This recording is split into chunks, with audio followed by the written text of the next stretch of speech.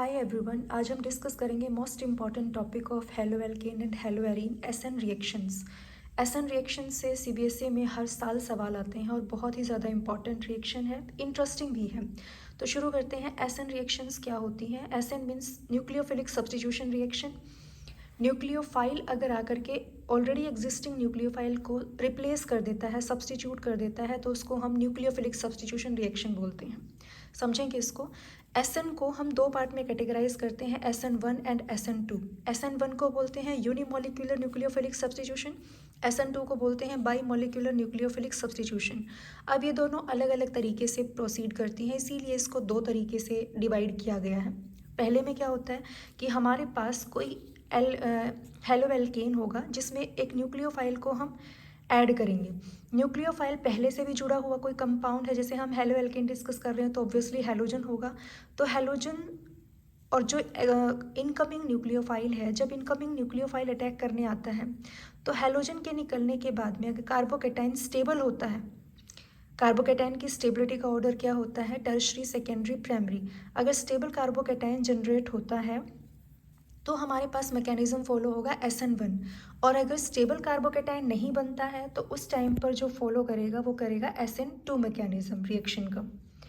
तो अब इसमें इम्पॉर्टेंट और क्या है कि जो हमारा SN1 है, अगर उसमें कार्बोकेटाइन बनता है तो इसका मतलब क्या हुआ कि उसमें स्टेबिलिटी जो है वो डिसाइड करेगा कार्बोकेटाइन।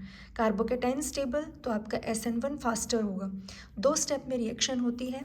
पहले स्टेप में क्या होता है कि जो पहले से न्यूक्लियोफाइल प्रेजेंट था वो वहाँ से निकल जाता है, तो पॉजिटिव चार्ज कार्बोकेटाइन जनरेट होगा। कार्बोकेटाइन जनरेट होने के बाद जो न्यूक्लियोफाइल, इनकमिंग न्यूक्लियोफाइल है, वो अटैक करेगा। तो अब इसमें देखो तीन बॉन्ड बने हुए हैं। अब तीन बॉन्ड बनने के बाद में प्लेनर स्ट्रक्चर बन जाती है। तो OH जो है वो सेम साइड से जहाँ पहले हेलोजन था वहाँ से भी आकर के जुड़ सकता है क्योंकि साइड फ्री है, तो यहाँ से आकर भी OH ग्रुप अटैच हो सकता है और बैक साइड से आकर भी अटैच हो सकता है टेट्राहेड्रल ज्योमेट्री के लिए। अब अगर सेम साइड से मीन्स अगर फ्रंट से ही OH आकर के जुड़ेगा तो उसमें कुछ ऐसी स्ट्रक्चर बनेगी जिसमें जहाँ क्लोरीन था वहाँ से आकर के OH ग्रुप जुड़ गया। तो हम इसमें कहेंगे जो कॉन्फ़िगरेशन इसकी थी वही कॉन्फ़िगरेशन इसकी है, तो इसको कहेंगे रिटेंशन। और अगर क्या होता है कि अपोजिट साइड से आकर के OH ग्रुप जुड़ता है तो उसको हम कहेंगे इन्वर्जन हो गया, बैक साइड में आकर के OH ग्रुप जुड़ गया। So this is 50% inversion. तो हमारे पास टू स्टेप में रिएक्शन होती है। फर्स्ट स्टेप में कार्बोकेटाइन जनरेट होता है, वही हमारा रेट डिटरमाइनिंग स्टेप है। तो रेट ऑफ रिएक्शन किस पे डिपेंड करेगा? सिर्फ रिएक्टेंट पे। अगर ये आपका स्टेबल कार्बोकेटाइन दे सकता है तो ये मैकेनिज्म फॉलो होगा, अदरवाइज आपका SN2 फॉलो होगा। यानी रिएक्टेंट पे ही आपका SN1 डिपेंड करता है। तो टर्शरी, सेकेंडरी, प्राइमरी ये ऑर्डर रहेगा। जो हमारा हेलोजन है वो भी अच्छा लिविंग ग्रुप होना चाहिए, तो वो क्या होगा? अगर आयोडीन है तो वो गुड लिविंग ग्रुप है ब्रोमीन के कंपैरिजन में। ब्रोमीन से अच्छा है क्लोरीन, क्लोरीन से अच्छा ब्रोमीन अच्छा है क्लोरीन से, और क्लोरीन अच्छा है फ्लोरीन से। तो रेट ऑफ रिएक्टिविटी यहाँ से आ जाएगा। और यहाँ पर सॉल्वेंट जो है वो क्या रहेगा? Protic solvent, polar protic solvent, जैसे कि वाटर है या एल्कोहल है।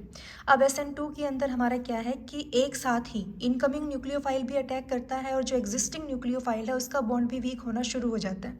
तो जब एक साथ में 5 बॉन्ड हैं, कंप्लीट बॉन्ड नहीं बना है लेकिन बनना और टूटना दोनों स्टार्ट हो रखे हैं, तो यहाँ पे 5 बॉन्ड इंटरमीडिएट स्टेट बनती है जो कि हाईली हिंड्रेंस कोज करती है।